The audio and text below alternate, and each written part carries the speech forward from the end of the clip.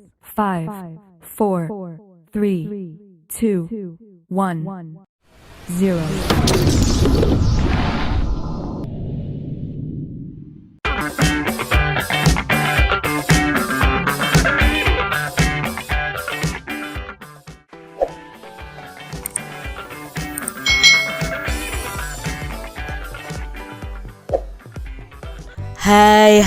Hai, selamat datang di channel YouTube Kak Citra. Apa kabar adik-adik semuanya? Kak Citra berharap kalian dalam keadaan yang baik, sehat, dan siap untuk belajar ya. Hari ini kita akan belajar bersama-sama untuk mata pelajaran tematik kelas 3. Kita belajar di tema 6, energi dan perubahannya, subtema 2, perubahan energi, pembelajaran yang kelima. Mari adik-adik kita belajar dengan penuh semangat ya. Siswa membutuhkan sarana belajar. Sarana itu diperlukan agar siswa dapat belajar dengan nyaman di sekolah. Siswa perlu ruang kelas yang bersih. Siswa juga perlu halaman untuk bermain dan berolahraga. Sekolah juga harus menyediakan energi listrik untuk keperluan belajar, listrik untuk penerangan, listrik untuk menyediakan air, juga listrik untuk menghidupkan peralatan yang diperlukan selama belajar. Tubuh yang sehat mampu melakukan kegiatan yang bermanfaat. Adik-adik, setiap bulan sekolah itu harus membayar penggunaan energi listrik. Sebagai warga sekolah, siswa itu wajib loh melakukan penghematan listrik. Contohnya nih adik-adik, matikan lampu kelas jika tidak diperlukan. Matikan keran air setelah digunakan. Ini adalah contoh poster tips menghemat listrik adik-adik dimanapun kalian berada. Dari menghemat air, kurangi pemakaian lampu di siang hari. Lalu kalian harus di rumah itu bisa beralih ke lampu LED yang hemat energi listrik. Lalu cabut kabel saat tidak digunakan. Kalau kalian menggunakan AC harus bijak menggunakan AC. Misalnya kelas kalian kalau sudah ada AC-nya, kalau ditinggal misalnya tidak ada orang di dalamnya ya AC-nya dimatikan ya, dan matikan televisi atau komputer jika tidak digunakan. Nah, itu tadi tips-tips menghemat energi listrik. Sebagai warga sekolah yang baik, siswa itu wajib menunjukkan kepedulian atas penggunaan energi di sekolah. Banyak hal yang dapat dilakukan dalam memenuhi kewajiban melakukan penghematan energi. Nah, perilaku hemat merupakan perilaku yang disukai Tuhan adik-adik. Tuhan itu menyukai orang-orang yang berbuat hemat. Tuhan menyukai orang-orang yang tidak melakukan pemborosan. Jadi kalian jangan sampai boros listrik ya. Gunakan energi listrik secara bijak. Adik-adik, kalian telah membaca bacaan tadi nih. Kemudian kita akan bersama-sama menjawab pertanyaan berikut ini. Yang pertama adik-adik, apa sajakah yang dibutuhkan agar kalian dapat belajar dengan nyaman? Ya, dalam bacaan tadi yang kita butuhkan adalah ruang kelas yang bersih ya, sehingga bisa nyaman saat belajar, halaman untuk bermain dan berolahraga. Berikutnya lampu untuk penerangan dan air yang bersih. Pertanyaan yang kedua, apa yang perlu disediakan sekolah agar siswanya dapat belajar dengan nyaman? Nah, yang diperlukan apa yang perlu disediakan oleh sekolah? Contohnya ruang kelas yang bersih, halaman yang bersih dan nyaman, listrik untuk penerangan, untuk kegiatan apapun harus tersedia, dan adanya air. Nah, adik-adik, ini yang perlu disediakan sekolah agar siswa itu nyaman belajar di sekolah. Berikutnya, apa kewajiban siswa terhadap sarana yang disediakan? Nah, kita itu ada sarana itu, kewajiban kita apa? Nah, kewajiban kita itu adalah menjaga dan menggunakannya dengan baik sesuai keperluan adik-adik. Jadi kita sudah disediakan nih berbagai sarana prasarana, ya harus kita jaga, harus kita rawat, kita gunakan dengan baik. Untuk apa sajakah energi listrik di sekolah? digunakan. Nah, untuk apa saja adik-adik? Bisa untuk menyalakan lampu, untuk menyediakan air yang menggunakan pompa listrik, untuk menyalakan kipas angin dan AC, atau menyalakan LCD ya kalau ada LCD di kelas kalian, lalu menyalakan speaker untuk bisa menyalakan bunyi bel ya. Nah, banyak sekali energi listrik yang digunakan di sekolah. Tuliskan 3 peristiwa perubahan energi yang terjadi sehari-hari. Nah, di sini perubahan energi listrik menjadi energi cahaya pada lampu itu terjadi perubahan. Berikutnya ada energi listrik menjadi energi gerak itu pada kipas angin, dan energi kimia menjadi energi gerak itu saat kita berjalan, saat kita bergerak, saat kita berlari. Itu ada perubahan energi kimia dari makanan yang kita makan menjadi energi gerak. Sebagai warga sekolah yang baik, kalian memiliki kewajiban nih adik-adik untuk menggunakan energi dengan baik. Berikut ini contoh perilaku yang menunjukkan kewajiban menggunakan energi dengan baik. Nah, di sini adik-adik kita akan memberikan tanda centang pada gambar yang sesuai yang menghemat energi, dan tanda silang untuk gambar yang tidak sesuai yang tidak hemat energi. Yang pertama nih adik-adik, kalau gambar yang di atas, apakah ini menghemat energi? Tidak ya adik-adik ya, berarti kita tak beri tanda silang. Lalu gambar berikutnya mematikan keran air. Iya, ini gambar menghemat energi. Sekarang kita lihat gambar berikutnya adik-adik. Di sini ada yang sedang membersihkan ruangan kelas. Berarti di sini kan memakai energi juga. Nah, karena ini dibantu saling bekerja sama, ini berarti menghemat energi. Lalu gambar yang ketiga, ruangan kelas kosong, tapi kipas anginnya menyala. Berarti ini tidak menghemat energi. Kita lihat gambar berikutnya, mencoret-coret papan tulis. Ya, di sini bukan untuk pelajaran tapi untuk menggambar.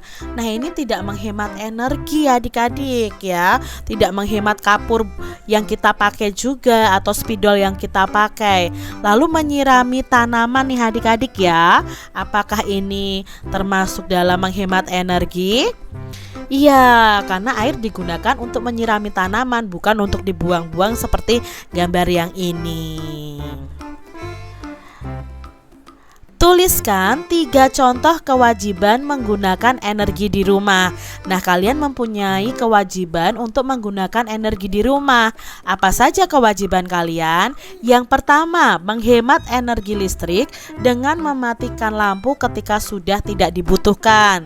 Lalu menghemat air dengan mematikan keran air agar tidak meluber dan tidak bermain dengan air bersih. Itu kewajiban kalian. Yang ketiga, menghemat energi kimia yang ada pada makanan dengan tidak membuang makanan adik-adik, dan memakan sesuai dengan kebutuhan. Nah, itu tadi kewajiban menggunakan energi di rumah kalian masing-masing. Ingat ya, kewajiban itu apa yang harus kalian lakukan. Kalian harus melaksanakan kewajiban dengan penuh tanggung jawab ya. Penghematan energi merupakan tanggung jawab kita semua. Menghemat energi itu sangat penting bagi kehidupan. Sikap ini merupakan rasa syukur kita kepada Tuhan. Ingat ya, Tuhan sudah menyediakan semua sumber daya alam yang ada. Kita harus juga memanfaatkannya dengan baik dan benar. Adik-adik, hitunglah lama waktu pada kegiatan berikut. Tentukan satuan waktu yang sesuai. Nah, di sini ada kegiatan, lalu kita akan mencari tahu lamanya kegiatan tersebut. Misalnya yang pertama adalah menyiapkan sarapan. Dimulai pukul 5 lebih 45 menit dan selesai pukul 6 lebih 15 menit. Untuk mencari lamanya kegiatan, kalian bisa mencari dengan waktu selesai dikurangi waktu mulai. Berarti di sini waktu selesainya pukul 06.15 dikurangi 05.45 menit. Kita kurangi bersama-sama dengan pengurangan bersusun ya, berhubungan dengan waktu. Nah, di sini adik-adik, karena di sini ada 15 menit dikurangi 45 menit, itu kan tidak bisa adik-adik. Nah, untuk mencarinya kita akan pinjam 1 jam ke sini. Nah, ke angka 6 ini. Nah, 1 jamnya di sini kita coret adik-adik. Nah, 1 jam itu kan ada 60 menit. Nah, 60 menit ditambah 15 menit itu sama dengan 75 menit. Jadi bisa kita tuliskan 05,75. 75 ini dari mana? Tadi kan pinjam 1 jam. 1 jam itu 60 menit. 60 menit ditambah 15 adalah 75. Baru kita kurangi 05,45. Berapa hasilnya? 5 dikurangi 5 0, 7 dikurangi 4 3, lalu 5 dikurangi 5 ya 0. Berarti lamanya kegiatan menyiapkan sarapan itu ada 30 menit. Sekarang perjalanan ke sekolah, lamanya berapa menit? Ya kita hitung adik-adik, sama rumusnya. Waktu selesai dikurangi waktu mulai. Berarti waktu selesainya pukul 6.45 menit dikurangi pukul 6.20 menit. Nah, kita kurangi 5 dikurangi 0, 5, 4 dikurangi 2, 2, 6 dikurangi 6, 0. Berarti di sini ada berapa menit nih lamanya? Ya, lamanya 25 menit. Selanjutnya adik-adik masih ada tabel lagi ya, melakukan kegiatan kursus bahasa Inggris dimulai dari 15.30 dan selesai pukul 17. Nah, sama caranya untuk mencarinya, berarti pukul 17 dikurangi pukul 15 lebih 30 menit. Yuk kita cari di sini ya. Nah, adik-adik di sini kalau 00 dikurangi 30 kan tidak bisa. Berarti kita pinjam 1 jam ke angka 7 ini ya, kita coret saja. Jadi angka 7-nya ini jadi angka 6. Dipinjam 1 jam itu sama dengan berapa menit? Oh, 1 jam itu sama dengan 60 menit. Karena di sini dipinjam 1 jam jadinya pukul 16. 16.60 karena 60 ini adalah 1 jam sama dengan 60 menit. Baru kita kurangi 15.30. Nah, 0 dikurangi 00, 6 dikurangi 33, 16 dikurangi 15 sama dengan 1. Berarti ini artinya adalah lamanya kegiatan itu 1 jam 30 menit. Jadi kursus bahasa Inggrisnya itu lamanya 1 jam 30 menit. Kita lihat contoh yang kedua, berikutnya, mengerjakan PR dari pukul 19.30 sampai pukul 21. Nah, sama ya, kita kurangi dulu. 21 dikurangi 19.30. Di sini 00 dikurangi 30 menit. Kan otomatis tidak bisa. Berarti kita pinjam 1 jam ke sini. Nah, 21 ini kita pinjam 1 jam jadi angka 20. 20.60. 60 ini dari mana? Dari 1 jam yang dipinjam. 1 jam itu 60 menit ya, kita tuliskan 60 menit. Baru kita kurangi 19.30. 0 dikurangi 00, 6 dikurangi 33, 20 dikurangi 19, 1. Jadi lamanya mengerjakan PR adalah 1 jam 30 menit. Kita lihat kegiatan yang terakhir yaitu istirahat malam. Dari pukul 21.30 menit atau 21 lebih 30 menit, selesainya atau bangunnya itu pukul 5 pagi. Nah, adik-adik untuk menghitungnya sebenarnya pakai rumus yang tadi bisa, tetapi kalian harus ingat tidak bisa pukul 5 dikurangi pukul 21.30. Lalu cara mencarinya bagaimana Kak Citra? Nah, kita hitung dulu tidurnya sampai pukul 24. Ingat ya adik-adik ya, 1 hari ada 24 jam. Berarti kita hitung dulu dari 21.30 ini sampai ke pukul 24 itu berapa jam ya. Kita carinya begini, lama waktunya, waktu selesainya. Jangan dilihat ini dulu tapi dilihat ini. Waktu selesainya itu pukul 24 dikurangi pukul 21 lebih 30 menit. Jadi kita kurangi di sini adik-adik. Nah, 24 pukul 24 dikurangi pukul 21 lebih 30 menit. 24.00 ini kan tidak bisa dikurangi dengan 30 menitnya. Berarti kan pinjam 1 jam ke depan. Maka di sini jamnya jadi begini. 23 lebih 60 menit. 60 menit itu ambil 1 jam tadi adik-adik. Baru kita kurangi 21 lebih 30 menit. 0 dikurangi 0, 0. 6 dikurangi 3, 3. 23 dikurangi 21 sama dengan 2. Nah, sampai pukul 24.00 itu lamanya tidur 2 jam 30 menit. Itu baru sampai pukul 24.00, belum sampai pukul 5 adik-adik. Nah, sekarang bagaimana setelah itu? Nah, adik-adik pasti ingat bahwa pukul 24.00 itu bisa ditulis juga dengan pukul 00.00. Nah, sekarang dari pukul 00.00 ini sampai ke pukul 5 itu berapa jam? Nah, caranya kita hitung nih adik-adik. Waktunya selesai pukul 5 dikurangi waktu ini ya, 00-nya ini ya. Waktu kita hitung yang terakhir tadi berapa jam? 5 dikurangi 00 ya berarti 5 jam.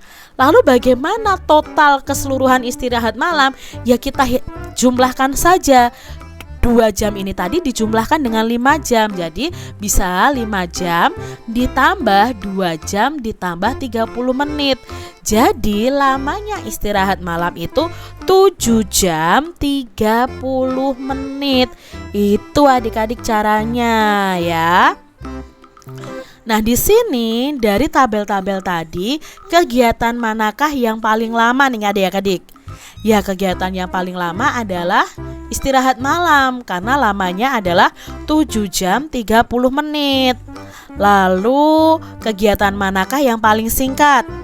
Ya, kegiatan yang paling singkat adalah perjalanan ke sekolah karena lamanya hanya 25 menit.